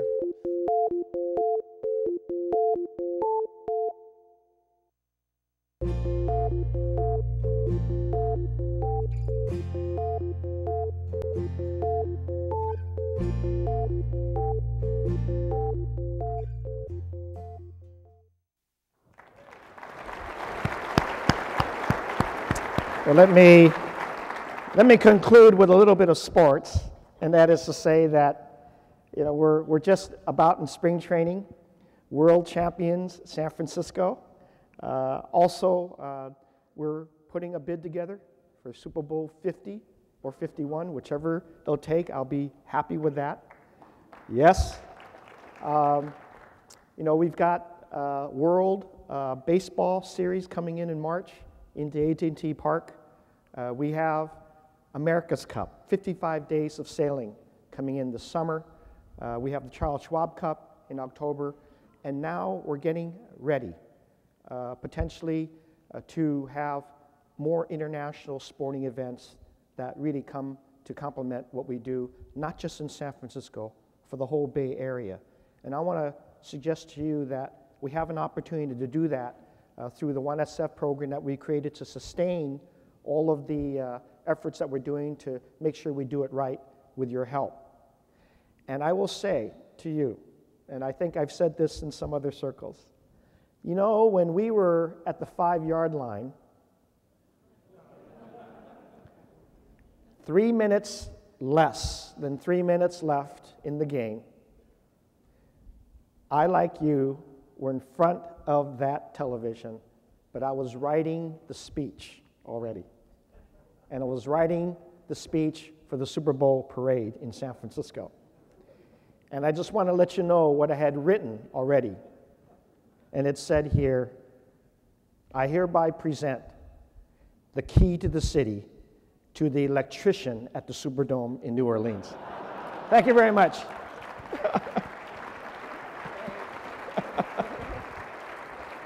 All right. Thank you. Now, I'd like to invite Managing Editor Jim Gardner up here to have a question and answer session with our two mayors. All right. Thank you. Jim Gardner. Thank you. Welcome. Good morning. Thank you, Jim. Good morning. Quite impressive, those videos from both cities. And you look at those and you feel, and I think we feel in general, a very palpable sense of optimism these days that's been missing for a while. I know both with our current mayors and with your most recent predecessors, this conversation that we had every year was always about how are we going to deal with crushing budget deficits, what needs to be cut, what needs to be delayed, what needs to be pushed down the road until times are better. In a way, it's kind of surprising how quickly that has changed, but we are clearly in different times. Not having to deal with this fiscal crisis that you've both dealt with, What does that give you the freedom to do now, what to focus on that might have been in the back burner while you dealt with the emergency? And Mayor Quan, since you're the guest mayor today, we'll give you the first shot. So I was very cautious to say that it took a lot of hard work. I inherited the day I walked in the office a $40 million deficit. We had to renegotiate all of our union contracts. We even got the police department to put money into their pensions for the first time. Pensions are still the looming issue in California. We're part of the state system. And we're still waiting for the shakeout on redevelopment, which I'm hoping will be over. I'm hoping that SB1 passes. So I would like to think that it's always level Cs, but I think what it gives you time to do is both to really start working on some of those dreams and, quite frankly, some of these really big development opportunities in Oakland. That's why, despite the end of redevelopment, we reinvested money in the general fund in our economic development team, and that we expect a boom over the next few years. That's why I keep saying it's a city of opportunity. And now, working and recruiting people for that. I know both Ed and I work on Chinese investment because we're looking at new capital sources for the amazing growth that the Bay Area is facing. Mary Lee, I was talking to somebody the other day who's familiar with the San Francisco budget situation, and the phrase that he used that I'll remember was looking at projections out into the future. His words were rolling in it. So it seems that happy days are here again for San Francisco. What does this give you the freedom to do that you might have had to put off before? Well, the very first thing is I wouldn't use those phrases. We're not rolling in dough yet. Not surprised. But I will say that it reflects some smart things that we've done. I mean, we're the first time we've entered into a 2-year budget. We've got more reserves than we've ever seen before. And this is why a rating agency like Moody's would reconsider their rating for us. I want the ratings to be even better. So we have to keep a very good discipline in our fiscal outlook, in our fiscal discipline. We have to continue what we've been doing because it's been successful, and continue creating the groundwork because the challenge isn't over. The cliff is still there. The sequestering has a huge threat for a number of different programs that both us as mayors are very concerned about. We're already seeing it, and just because the state was able to balance its budget, we're always needing to make sure that we invest in the right thing. What's around the corner for San Francisco is the $4.4 billion unfunded healthcare costs for our city employees. I've got to get the employees in a healthier situation. We've got to make those investments right so that they don't come back and hurt us. So these kinds of fiscal things, it isn't that we're lucky. I think it's because we've made smart decisions, and we got to continue that process to make smart decisions. We have to continue creating public-private partnerships, not run government the way we used to run it, where we're trying to have big government cover everything. And this is why it's so important to have relationships with the business community that produces jobs, get us the philanthropic levels that we have, invest in education. All these things are going to help us be more successful. So I'm focused so much on that and trying to keep my colleagues at the Board of Supervisors, all of us, saying this is a smarter thing to do. If we have extra money, let's make good investments out of it rather than spend on an emotional basis. Right. Let's talk a little about economic development. As has been frequently mentioned here today, we had the Bay Area had the dubious pleasure of hosting Governor Rick Perry recently for I think best way to describe it would be a Texas-sized publicity stunt. But on a more serious level, there's been a definite increase since November in the number of states and regions from around the country that are basically pitching themselves to Bay Area companies and California companies. And one of the causes seems to be Prop 30, which was approved in November, which raises income taxes on high-income earners. Probably have a fair number of those in our audience today. What I'm wondering is, does Prop 30 make it harder for you to make your case to companies that they should come here, they should stay here, they should grow jobs here as opposed to somewhere else? Mayor Quan? We're looking at, I think there's two things you're looking at. First of all, the question is, where do our locally grown successful companies go and grow? So obviously, Ed knows this, is I actually think they can grow within the Bay Area, and so I'm all the time offering people BART cards between San Francisco to Oakland. I mean, many of your employees, when I had you raise your hands already, many of you already live on the East Bay. So if you're going to expand, what I hear the leading edge companies say is they want to be where the talent is. And with Oakland being literally the neighbor and the home of the university system in general, and with our thriving arts and cutting edge innovations in many other areas, we have the talent here in the Bay Area, and I think that's critical. I think also that we're looking at investors internationally, and quite frankly, Ed and I probably spend a lot of our times with Chinese investors, and it is really an international economy. So we're luring people not from just across the country, but internationally to invest in Oakland and the Bay Area. And if there's not something that fits Oakland, I send them to San Jose, or I send them to Ed, because we are a region, and many of these companies are going to make both horizontal and vertical, the new Chinese investors in the entire Bay Area. So I think you have to have, it's a different game. It's not quite the game. And you know, the problem of going to Texas, you have to live there. I mean, the reality is this is one of the most beautiful places with the best weather and the world diversity. We just welcomed a company that's going to do, you know, when you call for your tech assistance on your software and you get somebody in India, well, they're actually putting, because Oakland people speak 126 languages, they're putting a call center in Oakland because they can get a quicker turnaround and 126 languages. And that's a new innovation, but it is because of the diversity and the depth of the talent in the Bay Area. Mayor Lee, Prop 30, does it make economic development harder, or is it just not an issue? Well, it may still be a challenge for certain types of companies, but I do think that our investments in, as Mayor Quan said, increasing the quality of life here for the talented employees that are being sought from these very companies is a good part of the answer. Now, having said that, and working on everything from housing, transportation systems, infrastructure to support business, we also have to be business friendly. We have to recognize that if they are here, we have to think through with them, as we did with our change in our payroll tax, eliminating that to a gross receipts tax, but in doing it in a way in which every industry of our city was invited to come in and tell us, how do they make money? How do we make sure in this transition we do it by not hurting any of the industries, which is healthcare, commercial real estate, financial efforts, and we solved a lot of problems through that collaboration. So I think by having good policies, by having tight communications with our business community, and then supporting them when they do create jobs with good ideas for them, and then exciting their employees for having reasons to want to be here in the Bay Area to enjoy this. Best food, investment in the arts is really helpful, because I think the creative mind wants that support from the arts community, and we're doing that literally on Central Market to attract the best employees. Okay.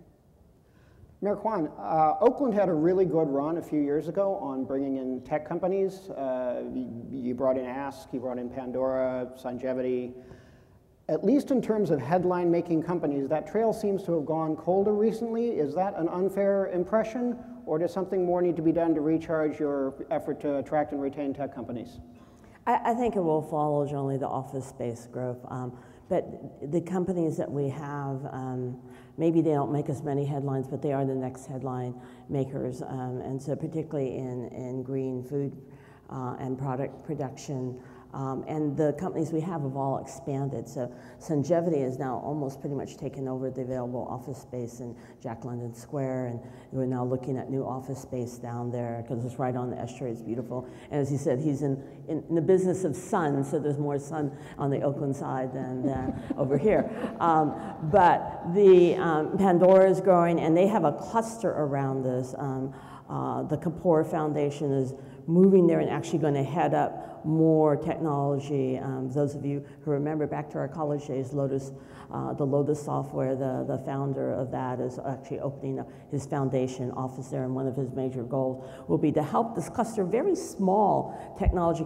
It doesn't seem that small, and certainly we're about half the size of San Francisco, but when we have these collections of people coming forward to build that industry, hundreds and hundreds of people are there, and a lot of these companies are very, very, very tiny. So I actually think the growths continue. None of them have broken out yet to being blockbusters, but we're always hopeful that we have the next Zynga, et cetera. And as he knows, it was publicized in, I think, McTiernan Ross, is that have been trying to lure Zynga and other companies to put a second campus at Oakland because you can get to San Francisco in 15 minutes and you can attract the Berkeley base. I'm a Cal Bear, blue. So there are a lot of people on the East Bay who want to live and work in the East Bay. And so you're seeing that happening more and more. Maybe you're lucky you didn't get Zynga. I know this. Mayor Lee, for San Francisco, you can actually turn that question entirely on its head. So much of the city's recent prosperity has been directly a result of tech company leasing and tech company hiring, and there are signs that that might be slowing in 2013 and 2014, at least from what it's been in the past. So does the city need a plan B for economic development, or is it basically steady as she goes? Well, I wouldn't ever depend upon one industry to solve our economic problems. Certainly the tech growth is very visible. It's very dominant right now. And as stated earlier, 1,800 technology companies employing some 42,000 people is huge. But having said that, there are other industries that are just as important to pay attention to. Our healthcare industry, by the way, $16.7 billion industry. It employs today 104,000 people, and it continues to grow. That's why trying to get an agreement to rebuild the campus at CPMC is important with St. Luke's. Chinese hospital is rebuilding, our general hospital is rebuilding. UC Medical Center is right there in Mission Bay. They're building, and they'll be finished in probably a year and a half, couple of years. These are incredible anchors to the healthcare industry, along with what Regis and others are doing in the pharmaceutical research and design areas. So we're growing in the healthcare, pharmaceutical, health design area very rapidly. The tourism, as I stated earlier, the reason why we're forming 1SF, these incredible international events that we host, whether it's Hardly Strictly Bluegrass or the America's Cup or World Series, we're going to continue trying to get those huge events here with the Super Bowl. That is a Bay Area play, along with potentially a tap at the Olympics and some of the other international events. World Soccer could possibly be here as well. I'm trying to organize the first international ping pong tournament to come here pretty soon and use that. So hospitality, healthcare industry, construction, of course, very strong. Technology is very strong. Our clean tech and our clean tech companies are growing. Again, investors from other countries, including China, are suggesting that they would like to have their North American headquarters here in San Francisco. We have 5 of the largest solar companies already located here, and they're looking at not only Mission Bay, but Hunters Point to locate some clean tech and biotech companies and incubators that would start some of the exact same kind of thing that we did in Mission Bay. And by the way, we also have ideas to create Mission Bay 2, if you haven't read about it already, to increase and work on the foundation we did on success of the Mission Bay now that's filling out very rapidly. Now, Mayor Lee, something I need to put you on the spot about here. When San Francisco bid for the America's Cup, the clear message was city taxpayers are not going to end up footing the bill. Private fundraising is going to take care of all the city's costs, which I think are $30 million and change. It's now pretty clear that private fundraising isn't going to do the job. Fundraisers have done their thing, and they've kind of come to the end of the line, and they're less than halfway there. So if San Francisco taxpayers do end up getting stuck with a bill for $15 million or more, are the benefits of the America's Cup still so huge that it's an event worth hosting? Well, I think I still look at the America's Cup. I personally attended the World Series events this past summer. They were incredible. They were kind of the first introduction to the blend of new technology and then the visualization of being able to see this race that in other jurisdictions where it's been held, you had to actually take a boat out to the middle of the water to be able to see it. You see it on the shores of San Francisco's Bay. This is an incredible big change. So the newness of it, I think, has been a little bit of a challenge. But now that we have those races behind us, and we know what it is to really establish a good invitation to all the visitors that want to come in and participate in this. We know how to do it better. The race is also not as big as it originally was, and so because it wasn't, some of the things that were expenses of the city that created the $30 million are going to shrink. And we're trying to get the right numbers in while I try to raise money with the gap and raise money to breach that gap. We've specified it's still about a $20 million goal, but we think it's going to shrink in these next few months, and we're going to be able to raise the private monies to be able to conduct that. It's important for us to do that, and that's why 1SF was created, to use this as a good way to consolidate a lot of our philanthropic efforts in under a similar umbrella, because as we succeed in this event and hosting others, we're going to be able to take care of the expenses of a Super Bowl as well as other international events that we can host in the future. So we're organizing ourselves a little better to take on the obligations. Okay. Mayor Quan, I have to put you on the spot a little bit too, and it's about crime. And whether it's fair or unfair, reality or perception, crime, if you talk to Oakland residents and businesses, basically for a lot of them, issues number 1, 2, and 3 these days. So what can you say to give Oakland residents and businesses confidence that in the foreseeable future, their elected leaders and their police force is going to get a handle on the situation? Well, first of all, I do want to acknowledge that Pat Kernahan, who's the new president of the city council, is with us, and we have a new city council in general, and it's probably been the most amiable, and I watch the supervisors sometimes too, amiable and civilized set of council meetings that I've seen in the Bay Area recently. I give a lot of credit to Pat for that. We in Oakland have the highest concentration of poverty, and we have been working really hard on that, on jobs, and helping and partner with our schools. And the Oakland Public Schools are, for the 7th year now, the best improved urban school districts. Over 50% of our schools now, so I'm going to start the long way around because I'm a school board member at heart, 50% of our schools are now above the state average. And that was not true. Even when I was on the school board, it was like the Hill schools were always among the best top 10% in the entire state, and then there was this huge gap. But what you see is this now over 50% of the schools throughout the city, and it's not just the Hills, throughout the city are now above the state average and are making some very solid improvement. So that's good for the long term. If I can make sure that equally, all parts of town, the kids graduate and have this opportunity. That is the good news for the long run, why I spent a lot of time on it, and why I'm trying to get 2,000, last year I got 1,000 jobs, 2,000 jobs for the 2,000 kids who applied for jobs last summer. The city, as I said earlier, we're taking a lot of our economic growth, and we are having the maximum number of police academies that we can have, so that the police force numbers will be up. Quite frankly, you need more police, but it's not just the numbers of police, it's how you utilize them.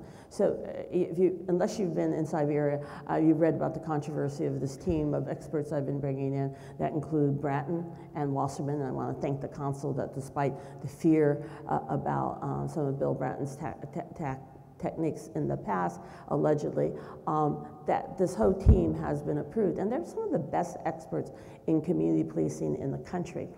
And community policing is critical to any city, but particularly in Oakland, where there's been a history of problems with the police department, having the community feel that it can trust its police force, getting my police force out of its cars, walking into community meetings, and now really assigned by geographic areas where every neighborhood should know who their beat officers are and have their cell phone numbers and should know them by face. And that's my goal by the end of the year, because I can't bring down crime unless the community knows and trusts the police.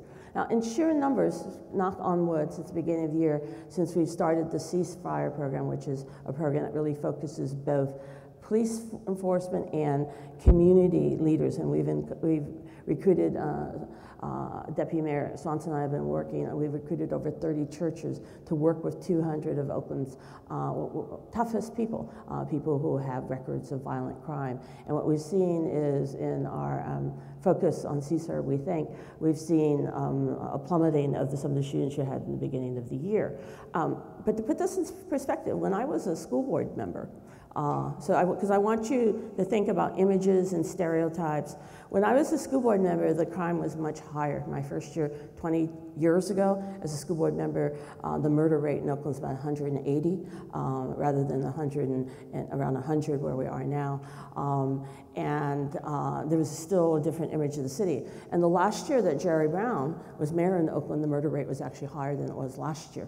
So some of it is perception, but some of it's real, because even one life is too much. So what we're trying to do is make these tough institutional changes that will turn around the issue of violence on the long term. So that's on one hand, having better and more police. Secondly, really intervening in those people who are most likely to be involved in crime. And I'll give you an example. 5 years ago, we did a study of kids who were truant in the middle schools. 67% of those young people have been in trouble with the police. So it's not like it's this thing that you can't handle. So it's one of the reasons why I, as mayor, have been also trying to get 2,000 mentors to deal with those truant kids, to become friends with them. Those are the kids I want to get jobs this summer, just as Mayor Lee, focusing particularly in middle school, because we can change their lives at that point. So using our social services in a smarter way, and that's why really, if you do business in Oakland, or even if you just have internships, I have these cards at the table. I think if I can get, we noticed that the violence flattened during the mayor's summer job program. I think if I can get 2,000 jobs this summer, I can really flatten it this summer, because it is, there are just too many guns in the streets of America. I can get the kids off the streets if I can give them some hope. I think you change the long-term situation. And meanwhile, our police chief, I think, has done an excellent job with the resources we have. We work constantly on our federal monitor. I think we're getting close to being finished with most of the issues around our federal monitor that inherited after 10 years. And I'm just very, very, very, very, very much focused on organizing the community and the partnership with the police on a block-by-block level, and that will make the long-term change. Okay. I wish we had more time. So a lot of subjects we did not have a chance to touch on today, but I want to thank you both. It's been enjoyable and I think informative for our audience, and wish you the best of luck in the coming year. Thank you. Thank you. I've got a Valentine's Day for you. A Valentine's?